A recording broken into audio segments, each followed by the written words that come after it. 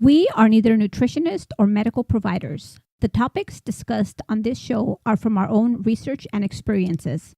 Please consult your medical provider before attempting anything discussed on this show. Welcome to another episode of Sjogren Strong. My name is Lupe. And this is Brian.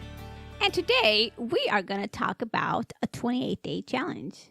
Now, this episode might not be for everybody, but let's go back a year and we're going to share a story with you. About a year ago, we decided that we were going to go vegetarian for, I don't know, what was it, like 30 days? We challenged ourselves to be vegetarian for 30 days. And after 93 days, that fish taco was calling. And it was all downhill from there. But let's go back to this 30-day challenge that we tried. Those 30 days, the first couple of weeks was pretty rough, especially for me. I love red meat. I enjoy a good piece of chicken. I enjoy a piece of pork from time to time. And it was hard. But within that 2 weeks, I started feeling better. I'm not much of a red meat eater, so I'm pretty close to being vegetarian, but not quite, because I do enjoy an In-N-Out burger once in a while or a fish taco. But we did cut out all meat, and I felt really good. And more energy, more focused. And feeling better and having more energy and being more focused, that 30 days came to an end. And I think we didn't even realize it till like day 37. We're like, oh, we gave ourselves another week here. Well, let's keep it going. Yeah. Let's go another week. Let's go another week. And the changes we felt in our own bodies and the weight loss that we occurred over that 93 days, it was really cool. And not only did we cut out red meat, we also cut out most processed foods. Am I correct? Oh, all processed foods. We cut out dairy, junk food. Yeah, if it came in a box, we weren't buying it, with the exception of like a vegetable patty. Yeah. So that was a processed food, but it was all vegetables. There was no meats so we're not doing this because we're hardcore vegetarians by no means, but we've done this in the past and we felt better. We lost some excess weight that we didn't need. And I mean, the benefits were full circle. A vegetarian diet started off as a fad, as most diets do. However, it's been scientifically proven over the years to be a healthy lifestyle. And to dispel that first thing that most people claim is that you won't get enough protein. However, there's tons of protein in vegetables, to the point now you can buy vegetable proteins to have a protein shake instead of whey or instead of soy. And if you choose good, fresh, dark green veggies, that's where you're going to get most of your nutrients. Just deciding to become a vegetarian may be challenging, but we want you to try it with us for 28 days. Just 28 days starting February the 1st, and we chose the shortest month. February having just 4 weeks, 28 days, we thought this would be a good challenge for us, and we want to share it with you. We are going to go on this journey again and see where it leads and see if A, we can do it for the 28 days, which I'm sure we can. B, can we push past that 28 days? And we want to push past our 93-day record we had about a year ago. So we outlined a few things to help ensure our success and your success if you decide to do this challenge with us. Step number 1 is cleaning out your cupboards and your fridge. And we're not saying throw this stuff away. If you're listening to this on drop day, you've got a couple of days before the 1st. So go ahead and consume what you have in the house. We're not here to waste money or just throw perfectly good food away. We don't like doing that. And that's what we're going to do over the next couple of days is get rid of the foods that we don't need in the house and replace them with fresh veg. And we actually started doing that this weekend. we cut out buying too much processed foods, and we're just getting rid of it. We mean consuming it, not throwing it away. One other thing that helped us before, and we're going to implement again, instead of doing our grocery shopping one day for the entire week, we set out to do 2 trips. And this helped us because we didn't have to buy a lot of vegetable in bulk, run the risk of any of it going to waste. So we did our shopping on Sunday, and we did another trip on Wednesday evening after work to replace some of the veg we consumed and buy anything else that we might have missed or that might help us along this journey. And we decided that we're going to shop at either Trader Joe's or Sprouts, and we're going to stay away from Target. We're going to stay away from Walmart because we have Walmarts over here that are super Walmarts, and they have groceries there. But we're going to stay away from those stores because if we go there, we tend to buy processed foods, cereal, chips, Doritos, you name it. One other good, cool tip is unless you need toilet paper, paper towels, paper plates, there's really no reason to walk every aisle in a grocery store. All your fresh vegetables and fruits are typically in one area up front. And then some of your cheeses that don't use any animal enzyme in them are typically along the edge as well. So if you think about how your grocery stores are laid out, you can get all this fresh, good stuff without even walking down the aisles. The other exception for us would be beans and grains. They are on a single aisle, so we will make a run down that aisle for black beans, pinto beans, kidney beans, and then the grains, rices, brown rice, quinoa, couscous. They're on an aisle. But we're going to be wearing those horse blinders. Don't look anywhere else. Just mission, tunnel vision. You know, and the funny thing is when you go Google vegetarian foods or vegan foods, Oreos are vegan. However, no. It's processed. It's not a healthy thing to be consuming.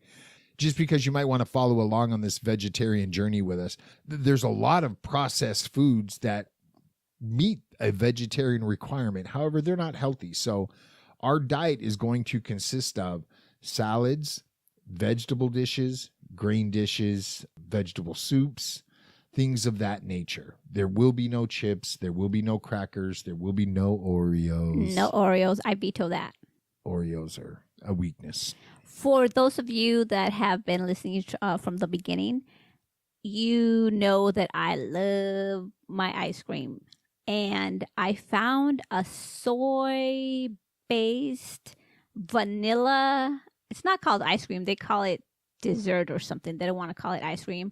But it tastes just like Dreyer's ice cream. And I can have ice cream again, so I'm excited. And it's actually non-dairy. Yes, it's delicious. But anyways, we'll talk more about that later. One other thing that you can do to help you along with this journey, because the hardest part about being vegetarian is when I'm out and about running the roads and I get hungry. Most fast food restaurants, you can get a salad. They're not awesome salads, but it's a salad. So you can make a choice. It's a tough one, especially when you're surrounded by, quarter pounders and all the goodness you can get at a McDonald's, but you can get a salad. Another cool trick is we have Trader Joe's out here. We have Whole Foods out here. We do. They have individual salads, and at the register, they have forks. So if we are out and about, we can, hit the app and find the nearest Trader Joe's and run in and get a healthy salad with no meat. We can grab a bottle of water, make some healthy choices, and we can just tailgate it and enjoy this great salad and not eat fast food or not eat out. And if you don't have a Trader Joe's, where you live, grocery supermarkets, they also have salad bars, and you could make that choice. Yeah, so try to think about and identify some of these options you have locally to you. So if you are faced with, oh, I forgot to eat, or, oh, I'm out longer than I thought I would be and I'm hungry, you don't have to find the answer. You've already found the answer and you can make the healthy choice. I always carry snacks in my purse. Not always, but when I'm trying to eat healthy like this, and if I get hungry and I can't go to a Trader Joe's or there's no healthy options, I have a protein bar. So when it comes to vegetarian recipes, we're going to list some of the recipes that we tried and felt worked out. I get very experimental when I'm cooking with only vegetable. So some of those you'll find in the recipe section. And the recipe section wasn't meant to be a homemade from scratch option. Having Sjogren's and dealing with chronic fatigue, grabbing that jar of green curry is a healthy option and gives you a great meal without making curry from scratch. For example, the day we recorded this, I made a little salad with hummus and tzatziki and spinach and kale and microgreens. And I didn't make anything from scratch. It's kind of the way I assembled it. We're going to go ahead and list that in the recipe section here within the next few days. But utilizing some of these pre-made options of hummus, for example, it's an easy way to get a good healthy meal in without making hummus from scratch. And I think at first it might feel a little bit hard or that you're still hungry after you eat. Because obviously you're going to eat smaller portions, no meat. But I find that me, for example, if I eat healthy with greens, I'm consuming the nutrients that my body needs. So I can go without food a little bit longer. Does that make sense? Am I explaining that correctly? Yeah. And one other thing that people tend to forget is that it's okay to be hungry. If you get hungry and you're 2 hours from mealtime, grab a handful of peanuts just to help get you through. Or say, it's okay to be hungry. In an hour, I'll go ahead and prepare something just an hour early. It's okay to be hungry for that hour. Nothing bad's going to happen in that hour of hunger. Mm-hmm. And you don't need to stuff yourself when you're eating. You could eat until you feel satisfied, and it's okay also.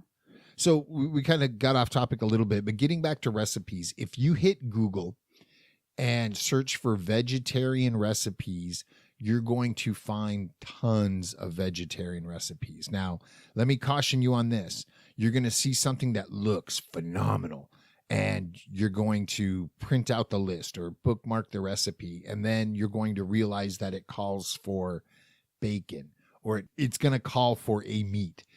So review the ingredients before you sell yourself on that dish.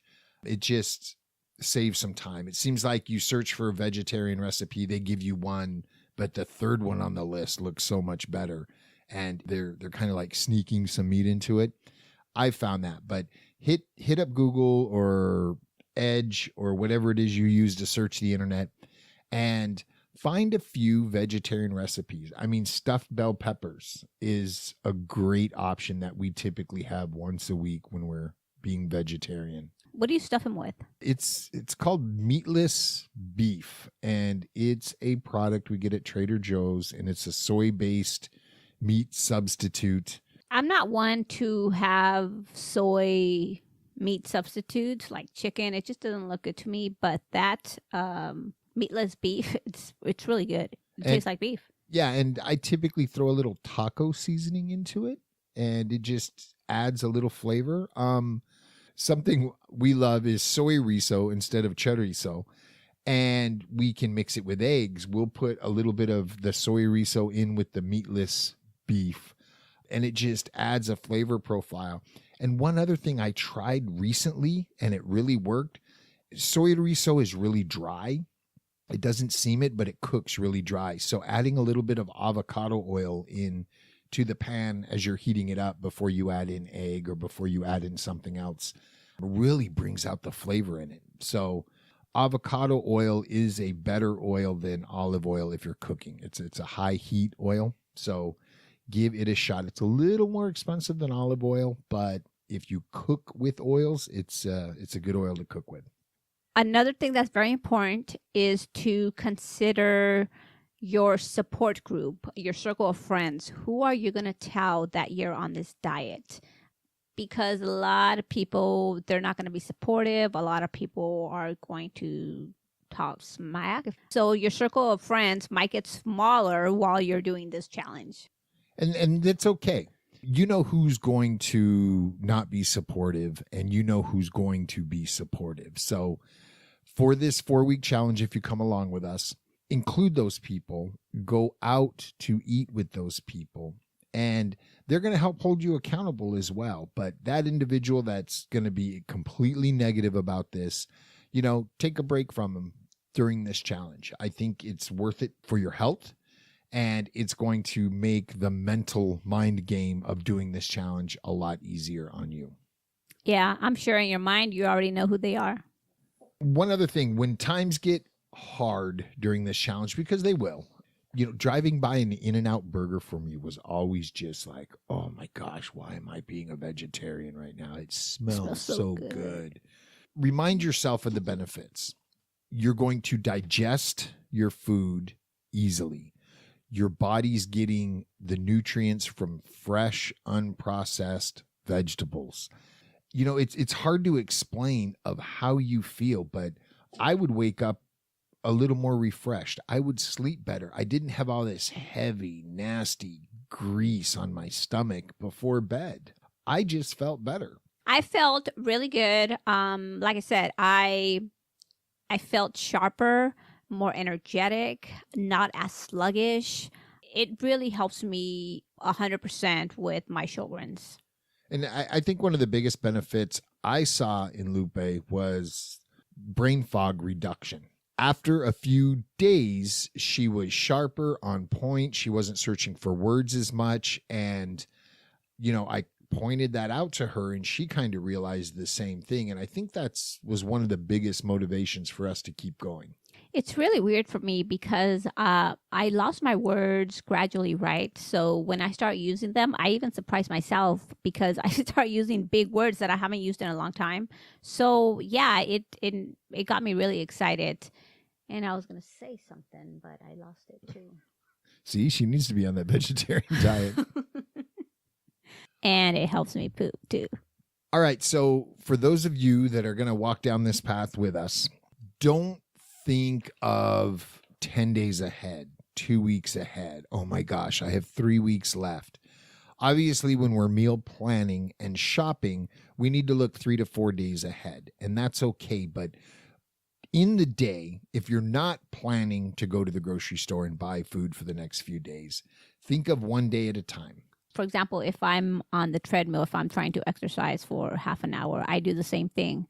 Just 5 more minutes. Just 5 more minutes. I don't focus on, oh my God, I have half an hour left, 30 minutes left, 45 minutes left. Just 5 more minutes, 5 more minutes. And that actually gets me through it. So, yeah. Yep. So you can certainly be successful today.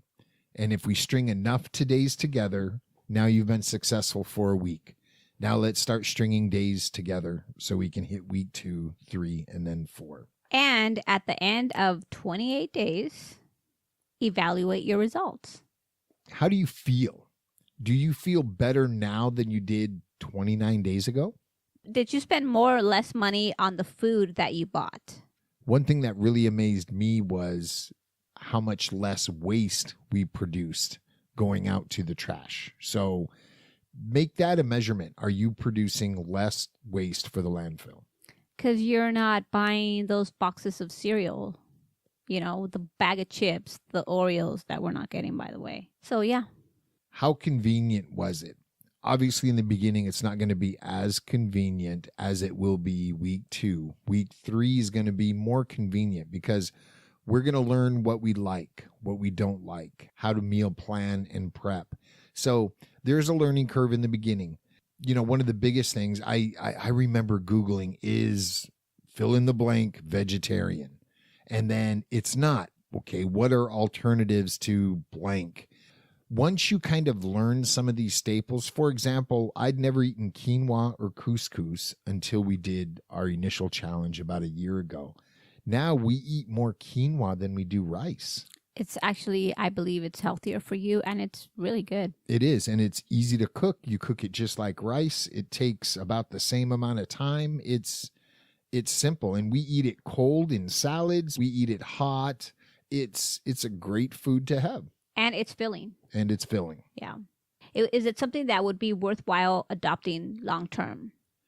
And again, we're not trying to convert anybody to vegetarianism, but I think if you give it a try and you feel healthier, and the end result is, well, instead of eating meat 2 or 3 times a day, what if I have 1 meat dish a day? That way, you're going to get a lot of the benefits of vegetarianism. However, you're still going to be able to satisfy your crave for that meat. Try it for 3 days. Try it for a week. If it works out for you, go longer and longer until you hit the 28 days with us. And then one of the biggest things I noticed was weight loss. I believe in those 93 days, I lost about 20 pounds. And one thing we haven't mentioned yet, the first few days of this, plan large salads. Plan getting a lot of food into you, and it'll kind of tailor off. But one of the challenges for me was my increased activity level while I was changing my diet over. So I would supplement that with some protein shakes and some protein bars and things of that nature. But that was hard for me to work out. Increasing my hydration those first few days helped with that. But, keep that in mind too. If you're on a pretty extreme exercise regimen and you change your diet like this, I shouldn't say you're going to. You may feel funky for a few days. Also, Googling recipes is an option. Also, you can go to Barnes & Noble if you have a Barnes & Noble close to you. And you could go to the clearance section or markdown, bargain section. That's what they call it, the bargain section. And you could find recipe books for, I'm going to say $5. Because we have about, I'm going to say maybe 10, 15 books on vegetarian. And they were under $5. So we recommend that. And one other cool thing I just found, if you have a Nook by Amazon, there are a ton of free cookbooks and vegetarian cookbooks for the Nook if you're a Nook owner. We are not, so we don't have them. But I have a Kindle, and it's black and white, so that doesn't help. None of the food looks good on the Kindle. Correct. And on that note about color, be sure that for me, I'm a visual person. So the recipe books that I buy, I like them to have pictures because I want to know what it's going to look like, not just a list of 20 ingredients. And on that same note, when you're putting your foods together, add color. It's visually stimulating. And the experts say Americans eat with their eyes. So if you have a bed of green spinach with green kale and maybe some green microgreens, throw some red bell pepper on that. No green bell pepper. You've got enough green on your plate. Throw some red bell pepper on that. Maybe a little radish so you have, that pinkish red edge with the white center. But color. Throw some color on your plate. It's visually stimulating. Visually pleasing. Changing any habit tends to be challenging, but a vegetarian diet may be worth considering for many people, especially for those with an autoimmune such as Sjogren's. Give yourself the gift of experimenting for 28 days with vegetarianism. You will never know if it'll work for you unless you give it a fair chance. If you decide to take this journey with us, take it one day at a time, and you will succeed. Good luck. And as always, we're going to be discussing the goods, the bads, in the Facebook group Living Sjogren Strong. So if you're not a member of the group, just go over, click join, and within, a day or so, Lupe and I, we go through new members, and we will welcome you to the group, and we can share images and what's working, what's not working with each other, and encourage each other there. And be sure to like us on Instagram, Facebook, and Twitter. And if you would be so kind as to give us a review on your favorite podcast player. We definitely appreciate that. Until next time, sip constantly and stay hydrated.